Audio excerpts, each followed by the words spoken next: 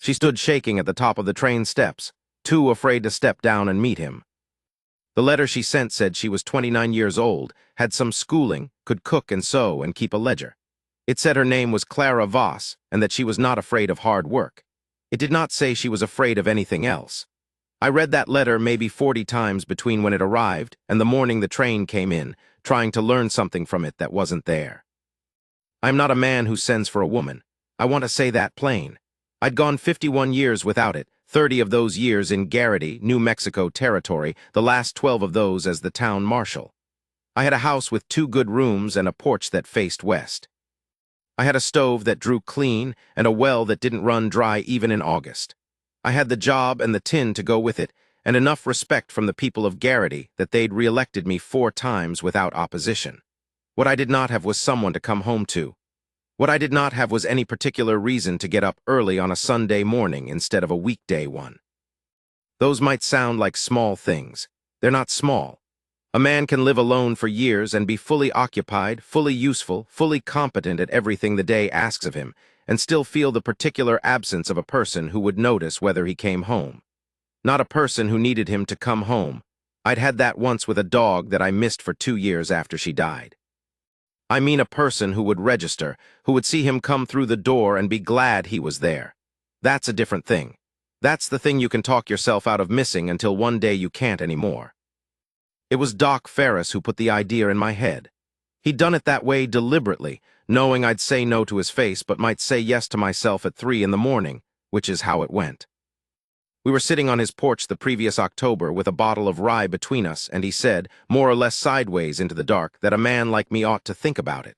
A man who had good standing and a settled life. He'd known 2 or 3 lawmen who'd done it, and none of them had regretted it. He didn't say much more than that. Didn't need to. He knew me well enough to leave a thing alone once he'd planted it. I spent that winter thinking and not thinking about it. There was a period of a month or so in January and February where I would come to the subject and then walk away from it, the way you walk around an unfamiliar piece of ground before you commit to crossing it. I had concerns. I thought about the practical ones, what it would mean to share the house, to have someone's schedule intersect with mine, to be responsible for a person in the way a husband is responsible. Those seemed manageable. I had run a 2-deputy office for 12 years and managed schedules more complicated than my own. The concern that was harder to put down was a simpler one. I was 51 years old and I had been alone for a long time, and I had a strong suspicion that I had learned some habits in that time that were not charming. I ate at odd hours. I left my boots wherever I took them off, which was not always near the door.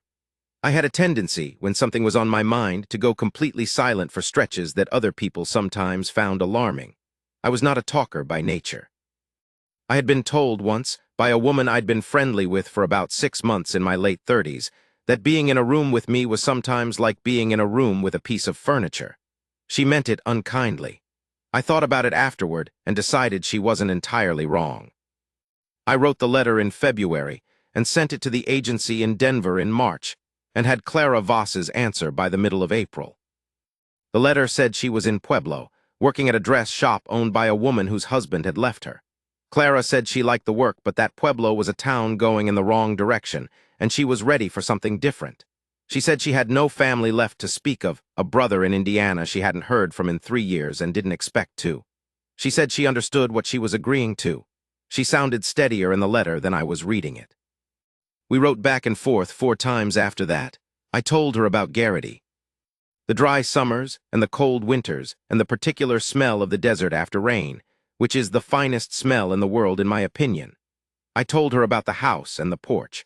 I told her the town was generally law-abiding with some exceptions around the Silver Spur on Saturday nights, and that those exceptions were usually handled with less violence than outsiders expected.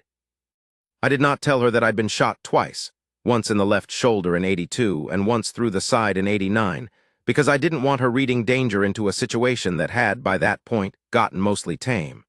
She told me she liked dogs but was allergic to cats. She told me she made a decent pie crust, but that her biscuits ran a little flat and she knew it.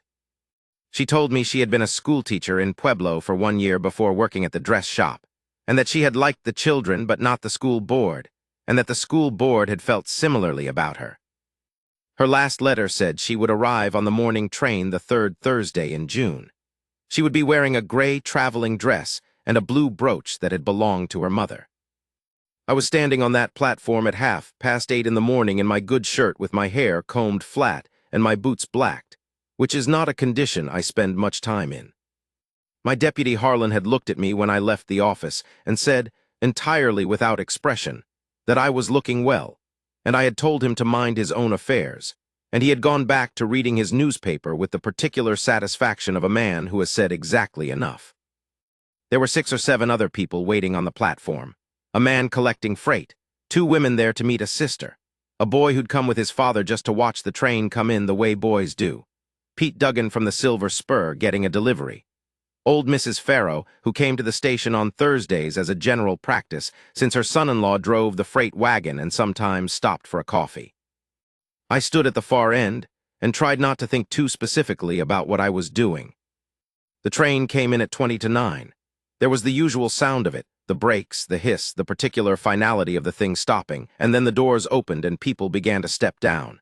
A man with a hat box, a family with a great deal of luggage, a preacher who I didn't recognize, looking at the town with the careful interest of a man considering whether it needed him. I saw her before she stepped down, which is the truth of it. She was at the top of the steps of the second car, one hand on the rail, the other pressed flat against the door frame, and she was not moving. She was small and her dress was gray. I could see the blue of the brooch from where I stood. Her hair was the color of dark honey, and it was pinned up under a small hat that was a little crushed from traveling. She was looking down at the platform and then out at the town and then back down at the platform, and her shoulders were pulled up high and tight in a way that told me everything without her saying a word. She was terrified. Not of me specifically, I don't think, though maybe of me too, of the whole thing. Of what she'd agreed to in the abstract now being here in front of her, solid and irreversible, an actual town with actual dust in the air, and an actual man she'd never met standing in the crowd watching her try to get her feet to move. I understood it, more than I expected to. I'd made a significant decision in the warmth of my own house in February, and she'd made the same significant decision in a different place entirely. And now the decision was real, and the platform was real, and there were people watching. The conductor was below her on the platform, offering his hand. She looked at his hand and then looked out again, and her chin was working the way a person's chin works when they're deciding whether to cry, and I thought, she needs a minute, so I gave her one. Everybody else was watching too, the way people can't help watching when something's happening they can't categorize. The 2 women who'd come for their sister were whispering. The boy was staring openly with his mouth a little open. Mrs. Farrow, who had seen a great deal in her 70-odd years, was watching with the settled attention of a woman who was not going to pretend she wasn't watching. I moved through the people on the platform and stepped to the bottom of those stairs and looked up at her. I said, "Miss Voss." She looked down at me.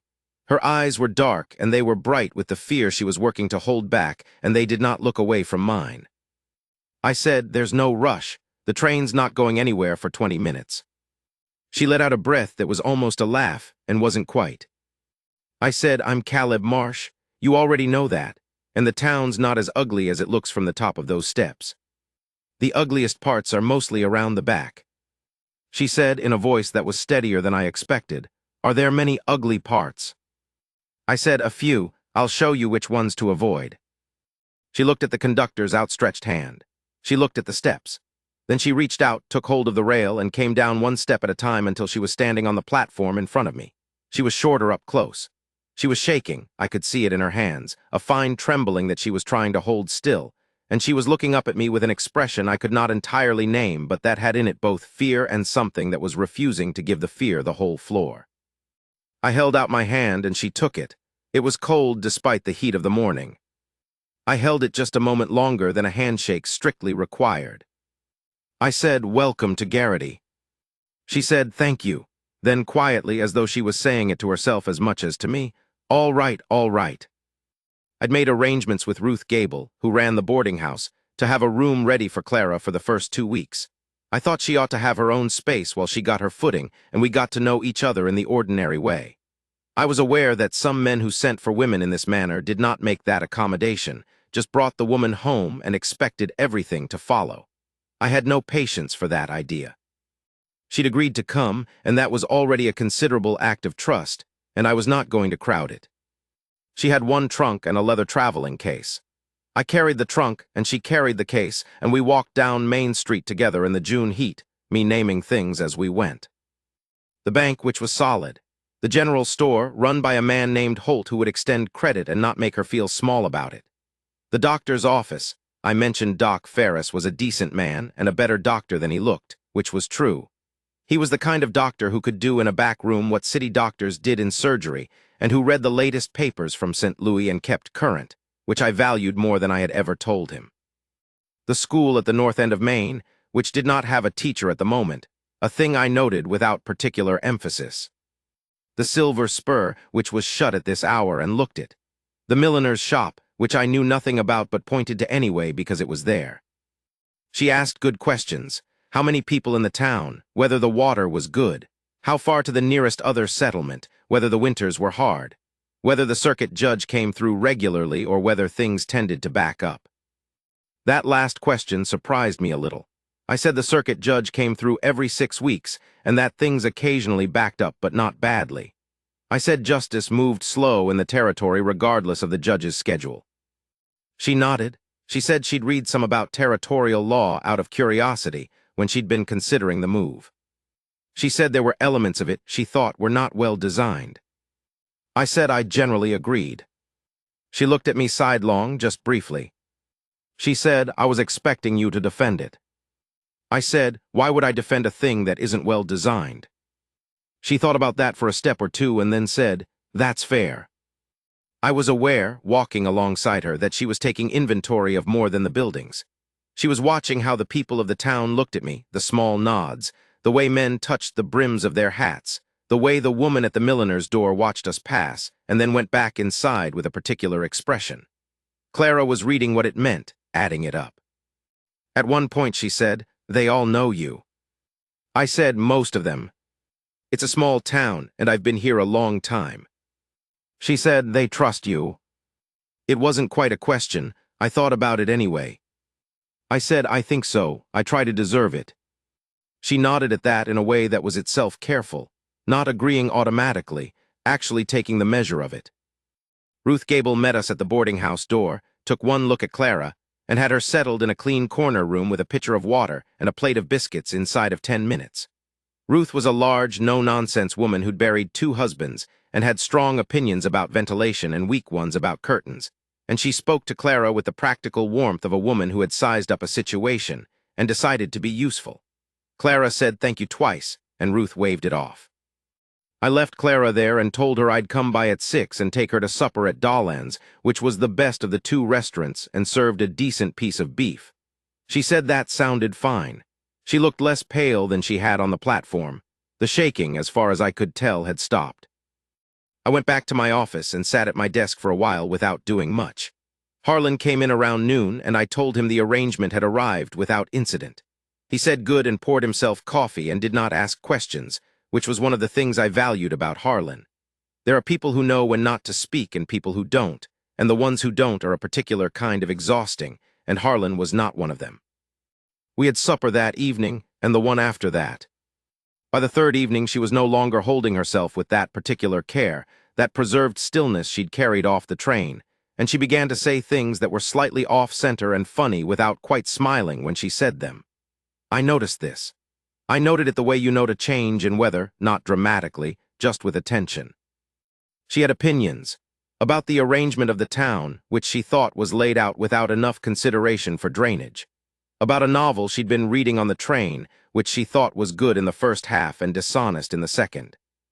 About biscuits, she returned to this at some point, saying the problem was the fat-to-flour ratio, and that she'd been told for years she was doing it right, and had recently decided she'd been lied to.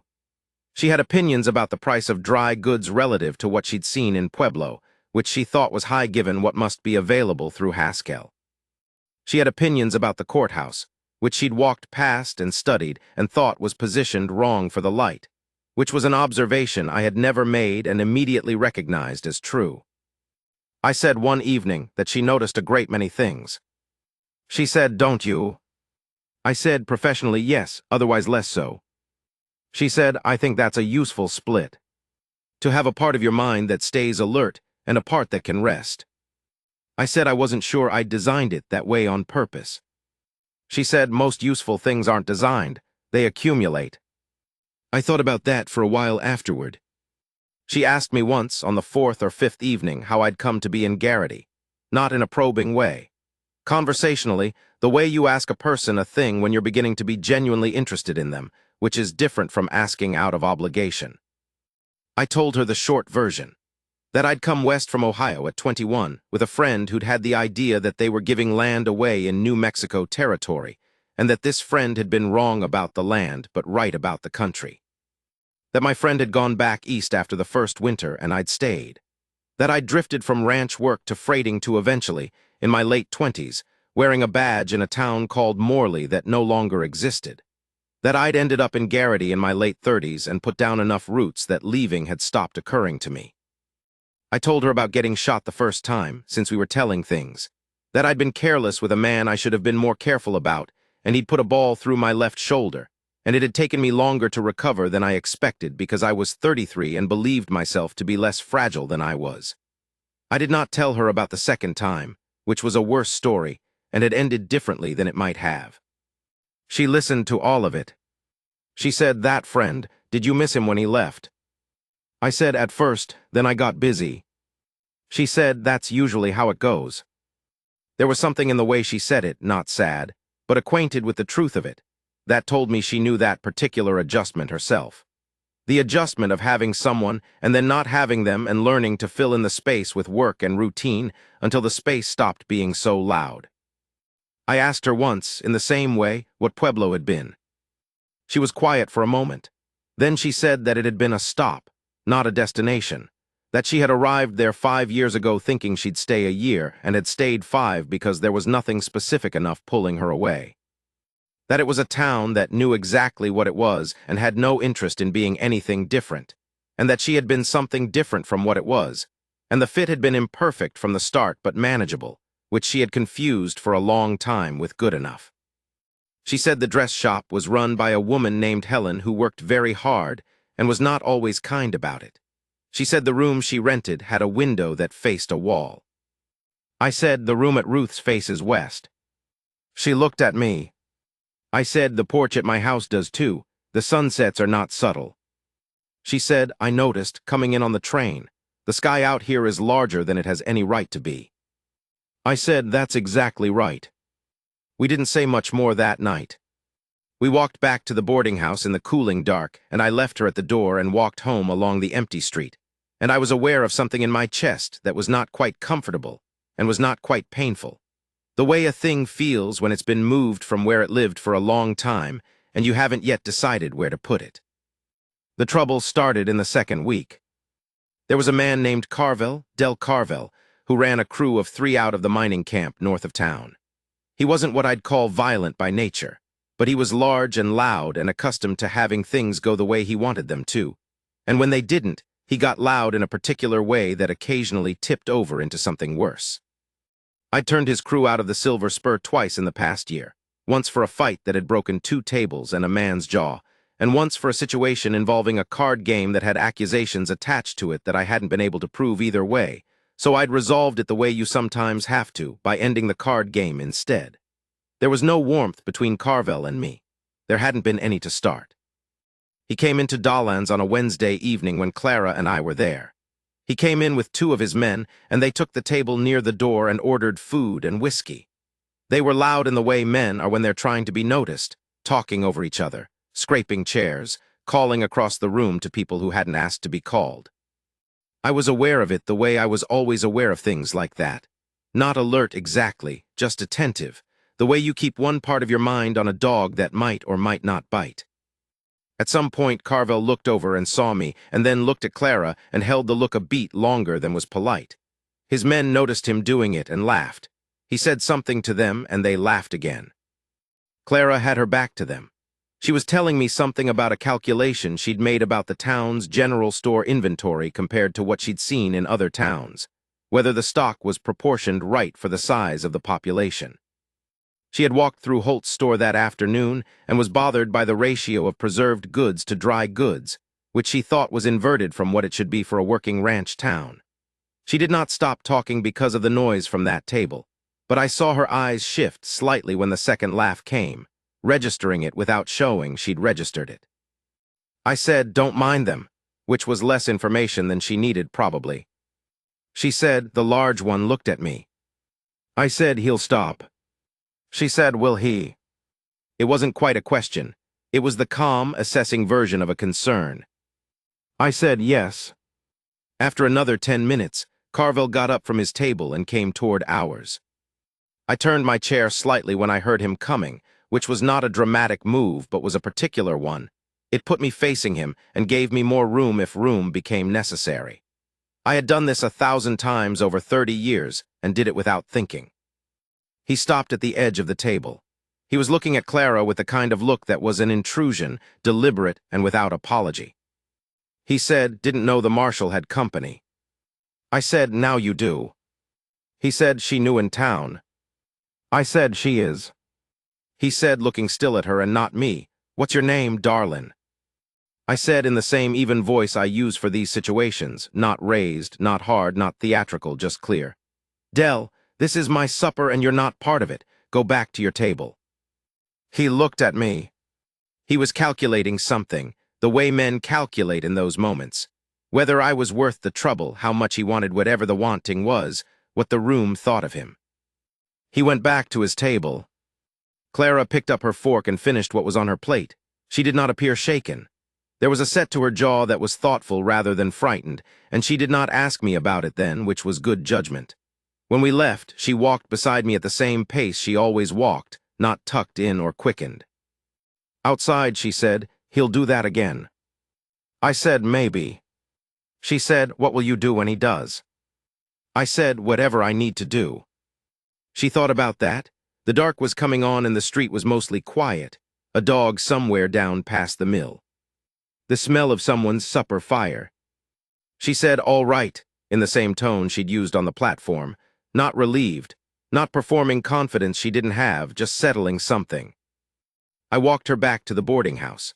At the door she said good night and went in. I stood on the step for a moment after the door closed, then turned and walked back to my office and sat for a while in the dark without lighting the lamp, which is something I do sometimes when there's thinking to be done.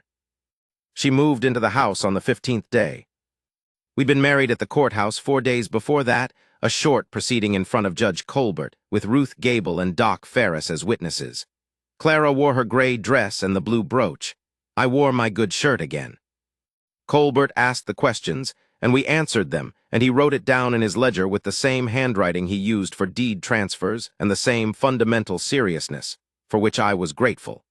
He shook my hand afterward and told Clara it was a pleasure and meant it. Afterward, Doc Ferris said something that was supposed to be a toast, and we all drank from a bottle of decent whiskey he'd produced from somewhere, and Ruth Gable embraced Clara and told her something quietly that I did not hear, and Clara nodded at it, whatever it was. I asked Ferris later what Ruth had said. He said he hadn't heard either. I believed him. I had moved some things around in the house to make room. I had cleared the bureau in the second bedroom and put a hook on the wall and bought an extra blanket that was better quality than the one I usually kept on the spare bed. I had also done a thing that I did not tell anyone about, which was that I had gone through the main room and looked at it, actually looked at it, trying to see it the way a person who hadn't lived in it for 12 years might see it.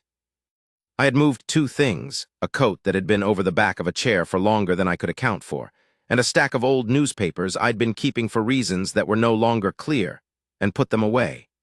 I was aware, doing these things, that they were not large gestures and that they were what I had. When we came in through the front door that first evening, she stood for a moment in the main room and looked at it. The stove, the table with the 2 chairs, the shelf with my few books, the window that faced west with the late light coming through it, the whole porch and the flat country beyond going gold. She said, "It's clean." I said, "I cleaned it." She looked at me, a small smile at the corner of her mouth. She went through the house the way you go through a place you're trying to understand, not just looking at what's there, but at what it says about the person who chose it, who built it up around themselves over years. She ran her hand along the shelf. She opened the stove door and looked in and closed it again, and I could see her noting the condition of it. She stood at the back window that looked out at the dry brush and the mesa, the scrubby growth going silver in the fading light. I said, "The other direction is better." She went to the front room and stood at the west window and watched the last of the evening come down over the flat country, all that red and orange going the way it does out here, which is quickly, which is why you look when it happens, because if you don't, you miss it.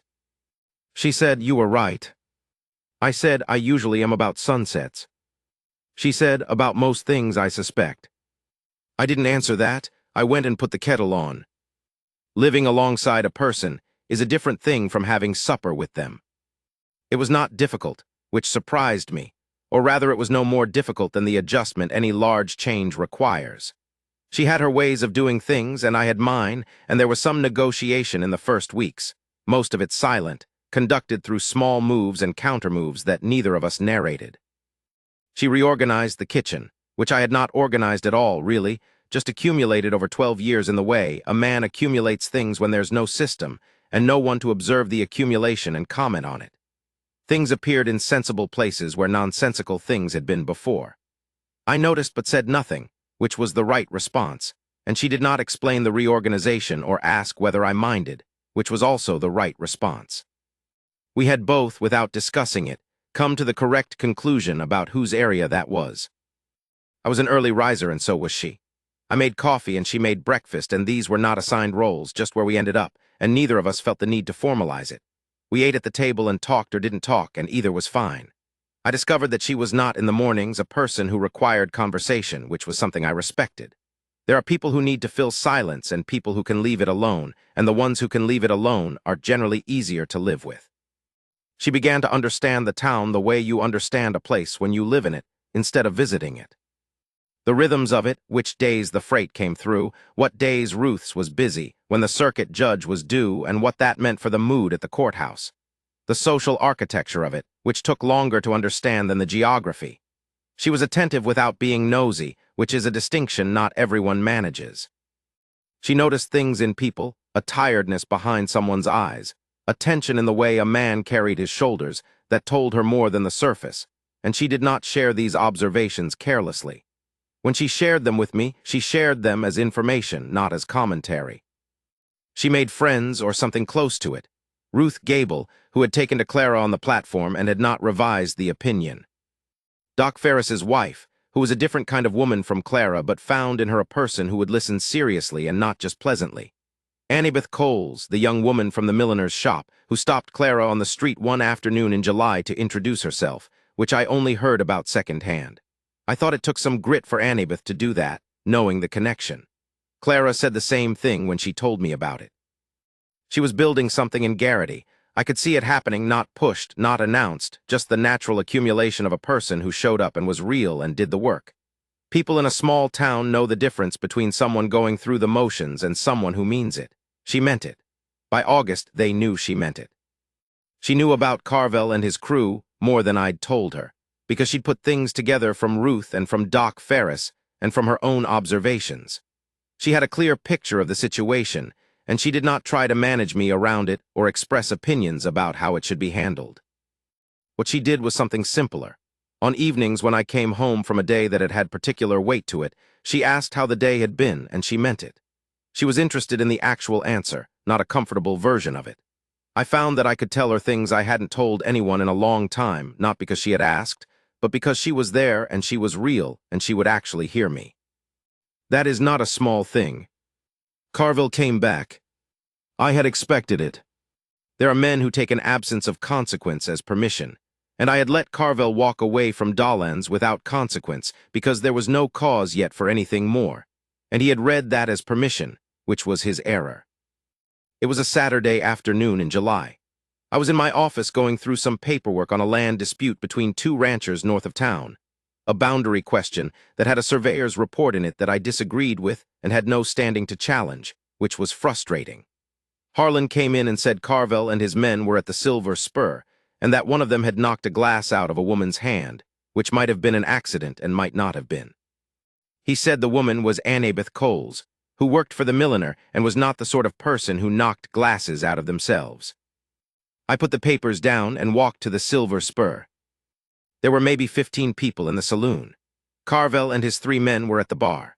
The woman who'd been involved, Annabeth Coles, 22 years old, small, with a look of controlled anger that told me she was handling it better than most would, was sitting with some distance between her and the bar, more unsettled than hurt, and Pete Duggan behind the bar had his jaw set in a way that said he was glad I'd come in.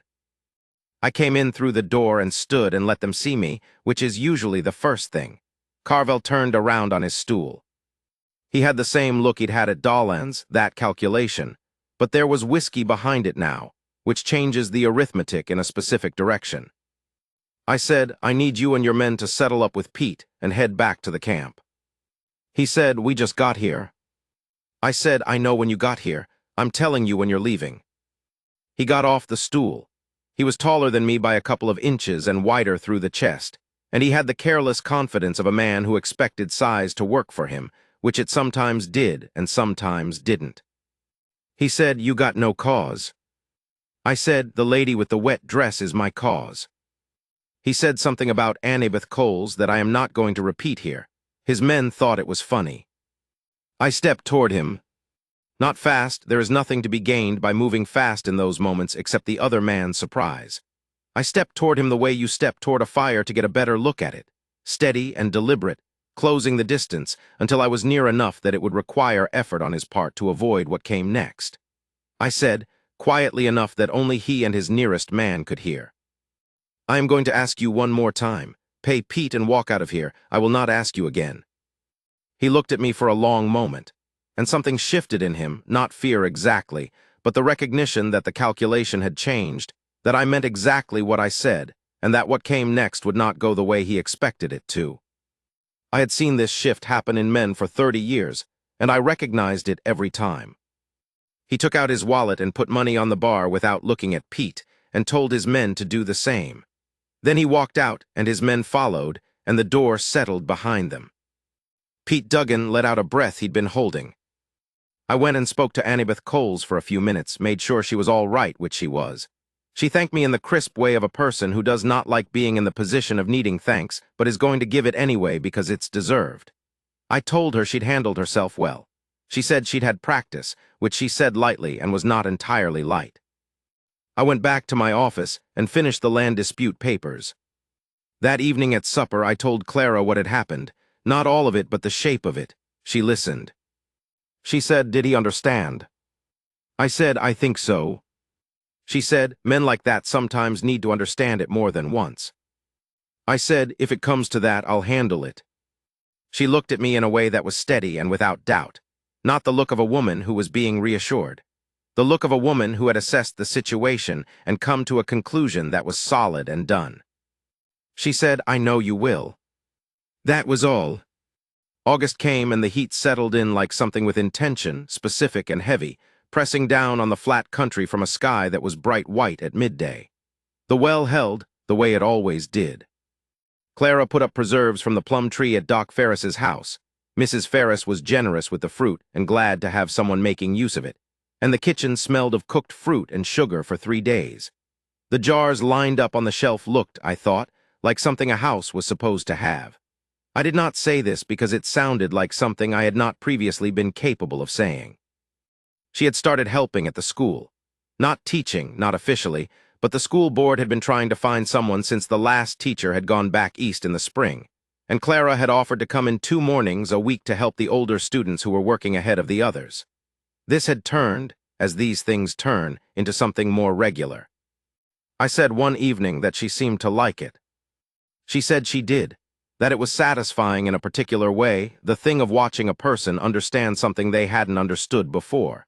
She said it happened in their expression. You could see exactly when it landed, and it was a good thing to be present for. She said one of the older boys had been struggling with long division in a way that was more about approach than ability, and she'd found a different way to show him the structure of the problem. And when it had clicked, she'd had to look out the window for a moment because she hadn't expected it to affect her the way it did. I said, you'd be a good teacher. She said, I'd need certification. I said, the board would probably overlook that if you wanted the position. She looked at me. She knew what I was telling her. She said, I'll think about it. I didn't push it. She thought about it. 2 weeks later, she went to speak with Anders Holt, who was chair of the school board, and 3 weeks after that she was the schoolteacher for Garrity. The board had agreed to send for the certification material from Santa Fe and consider it satisfied in the meantime. They paid her a salary that was not generous but was fair, and she accepted it with the equanimity of a woman who knew what fair looked like. I did not tell her that I had spoken to Anders Holt before she did, a 3-minute conversation in front of the general store in which I had said simply that if the board was looking for a teacher and wanted a recommendation, I had one. Anders had said they were very much looking. I had said they should talk to Clara Marsh. She would not have wanted me to arrange it. She was precise about certain kinds of independence, and this was one of them. But I had done it anyway, and I was not sorry, and I filed it under the category of things a man does for the people in his care that don't require announcing. The evenings were the best part of it, I think. When I look back from where I am now, it's the evenings I return to most reliably. We would sit on the porch in the last of the light, and sometimes we talked and sometimes we didn't, and the country went quiet around us in stages. The birds first, then the insects changing register as the temperature dropped, then the particular silence that comes in the desert after dark that isn't emptiness but fullness of a different kind. The kind that has been there long before anybody built a town and will be there long after. She was a reader, the way I'd hoped but not counted on. She had a small number of books of her own, pulled out of the traveling case. On the evenings when she read, she would occasionally look up and say something about whatever she was reading, not summarizing, not wanting discussion, just letting it out because it was worth letting out. I found I liked this, the commenting without requiring an audience. I had not known I would like it until I did. There were evenings when we talked about things I had not talked about with anyone in a long time. Not dramatic things, not confessions. The ordinary currency of a life shared, what the Haskell Road looked like after rain, whether Harlan was likely to stay on through the winter or had it in mind to go north, what she thought of the natural history book she'd been reading, which was, she said, both very good and infuriating because the author kept stopping short of the conclusions his own evidence was pushing him toward. I said that was a familiar condition in men. She said she'd noticed. There were evenings when she asked me about the cases I'd worked over the years, not the violent ones mostly, though those came up, but the ordinary ones, the disputes and the misunderstandings and the times a situation had resolved in a way nobody expected. I had never talked about the work in this way. Harlan knew the facts of things but not the texture of them. Doc Ferris knew his own version of the texture, but not from where I stood. Clara listened to the texture. She asked questions that were about the people in the stories, not the outcomes, what she thought drove a particular man to a particular decision, whether I believed someone had told the truth when they claimed they had. I had opinions about all of it that I had never been asked to articulate, and articulating them was a different thing than simply holding them, and better. I told her once about a case from 8 years ago, a woman who had come to me about her husband, who was not violent but had, over many years, made himself the entire world she was permitted to live in. She had asked me what she could do, and I had told her the truth, which was that the law in the territory gave me very little to work with. She had thanked me for the honest answer and left, and I had not seen her again for 2 years. And when I did see her, she was in a different town and looked like a different person. Clara listened to the whole of it. Then she said, "You remember her?" I said, "I remember most of them." She said, "That matters, even when there's nothing you can do, that it's remembered."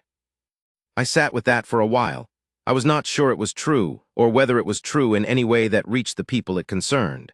But she said it without sentimentality, as a plain statement of fact, and I found that I wanted it to be right. She was a woman who could hold hard things without flinching from them and without performing the holding. That was not a common quality, and I had learned, by September, to be grateful for it. There was an evening in September when we were sitting out, and the first hint of autumn was in the air. Just a thinning of the heat, a change in how the evening smelled. She closed her book and looked out at the dark and was quiet for a while. She said, "I was afraid on the train."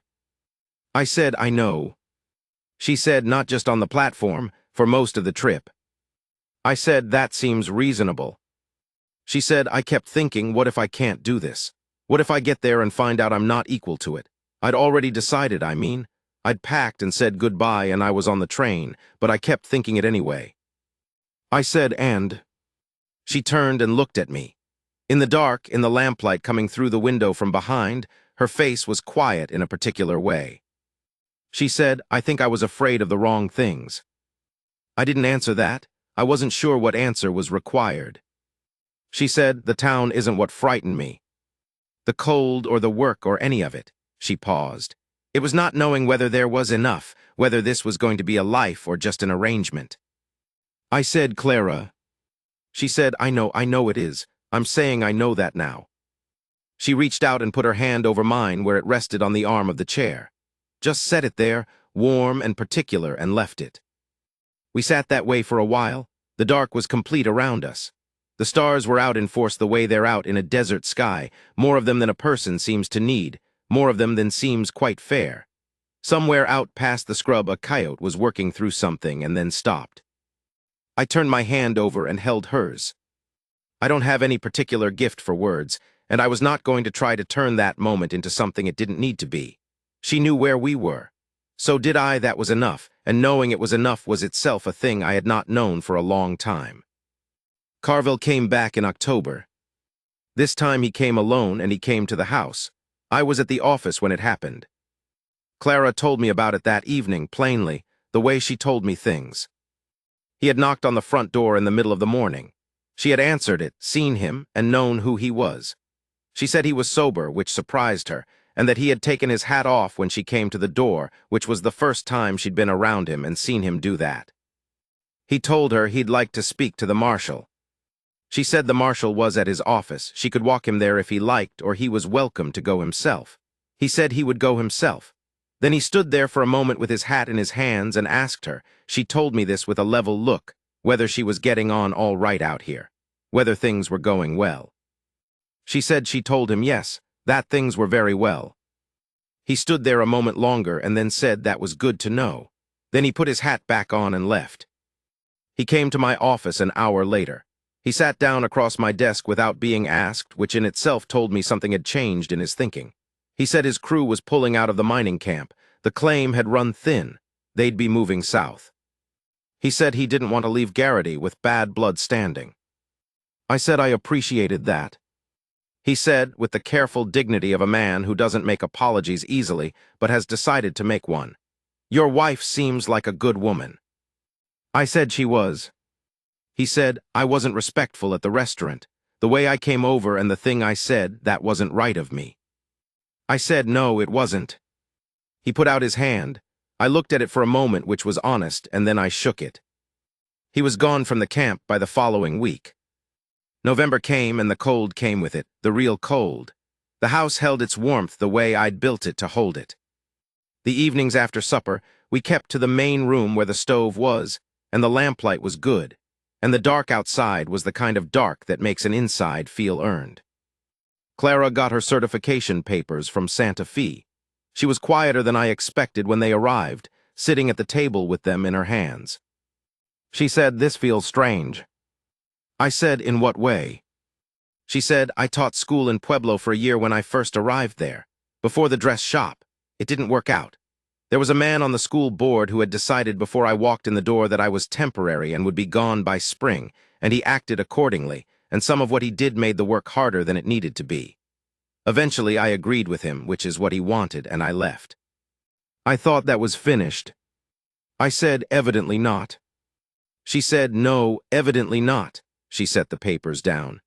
I think I'm better at it now. I didn't know enough then about what the job actually required. I thought it was about teaching. It's more about the people. I said, most things are. She looked at me over the papers, a real look, the kind that takes stock. She said, you know, you're wiser than you look. I said, that's a low bar. I look like a man who's been kicked by a horse. She laughed, a real one. She didn't laugh that way very often, a full laugh, unguarded, and I had come to pay attention to it. She said twice, Ruth told me. Shot twice and kicked by a horse. I said, Ruth talks too much. She said, Ruth talks exactly the right amount, and went back to reading her papers. I sat across from her and drank my coffee and looked at her in the lamplight and did not say what I was thinking, which was something about how a room with a person in it is a different room than the same room without one, and that I had been in the without one version of this room for a long time and had told myself it was fine, and it had been fine, and fine was not the same thing as this. I will tell you about the morning in December, because that is where this circles back to in my mind. We had been married 6 months. The cold was serious by then, actual cold, ground frost overnight and ice on the trough in the morning that I broke with the heel of my boot. I had gotten up before light to bring in wood and get the stove going so the house would be warm when she woke. This was not a decision I made consciously. It was just what I did. It had become what I did somewhere in the fall without announcement. I had the fire going and the coffee on, and I was sitting at the table with the lamp lit and the land dispute papers. The surveyor's report I disagreed with had gone to the county, where it was being considered by someone who did not have to live with the consequences. When she came out of the bedroom in her robe, her hair not yet pinned, her feet in the wool socks she wore in the cold months. She stopped in the doorway and looked at me. I said, "Coffee's almost ready." She said, "You got up early." I said, "Didn't want you to be cold." She was quiet for a moment, standing there in the doorway with the lamplight on her. She said, "Caleb." I looked up. She crossed the room and sat down in the chair across from me and put her hands on the table, both of them, the way a person puts their hands on a table when they're about to say something they mean. She was looking at me with the particular attention she gave to things she was taking seriously. She said, "I want to tell you something." I set the papers down. She said, "I came here because it made sense."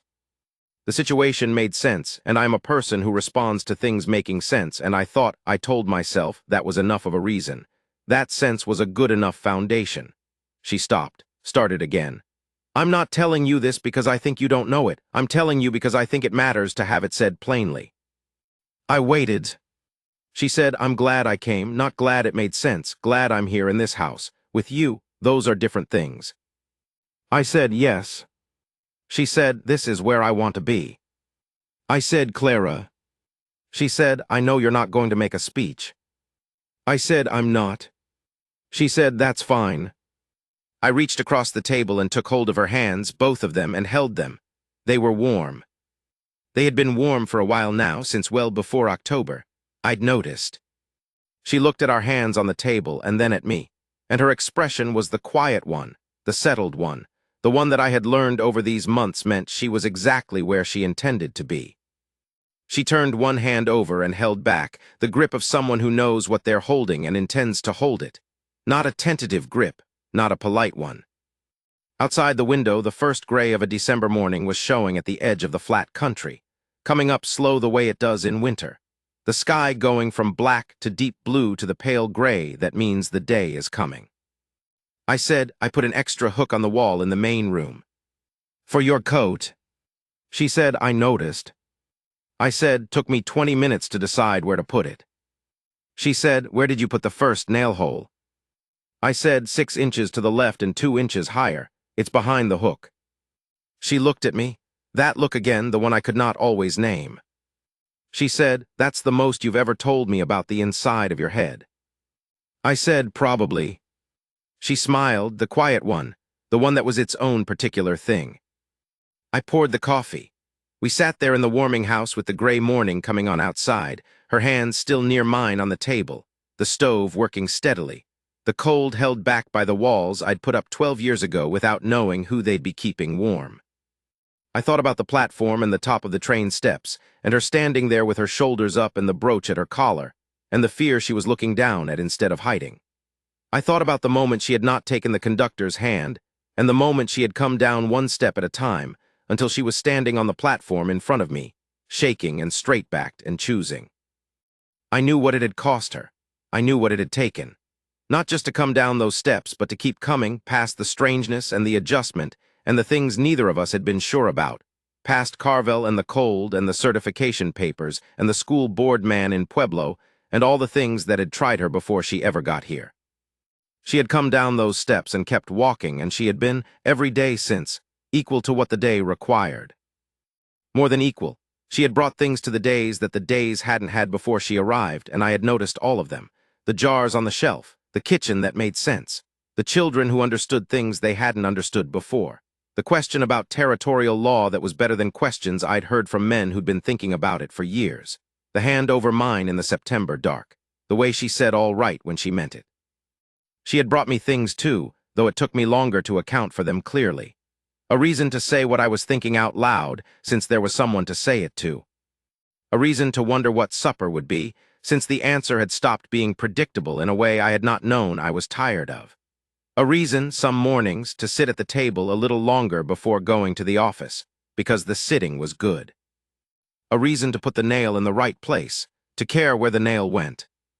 She was looking at the window with her coffee cup held in both hands, watching the light come up over the mesa in the particular way the light comes up here, slow and then quick, the colors spreading before the sun itself appears. I had a thought sitting there that I had not expected to have. It was not a sentimental thought. It was more like an accounting. I thought about all the mornings in that house before this one, 12 years of them, most of them good enough, some of them hard, all of them mine alone. I had not been unhappy. I want to be clear about that. I had been competent and useful and respected and occupied, and for a long time I had believed that was the whole of what a man like me was going to get, and I had been, if not content exactly, then settled in it. The way a stone settles in a riverbed. You don't pick it up once it's settled. There is no point. But there was this, and there had been for 6 months this. I did not say anything because what was there to say? I had the house, I had the stove and the porch and the well. I had the work I was good at, and the town that trusted me to do it, and I had earned that trust over 30 years of showing up and meaning what I said, and it was solid and real. And I had her across the table from me in the morning, with the light coming up and the coffee getting cold, and nowhere else either of us needed to be. The once-overlooked man, the quiet man, the man who looked like he'd been kicked by a horse, which he had. With a good woman who knew the whole story and had chosen it anyway and was still choosing it, this morning, in the warming house, with her hands around her cup and her eyes on the light. That was the whole of it, that was everything,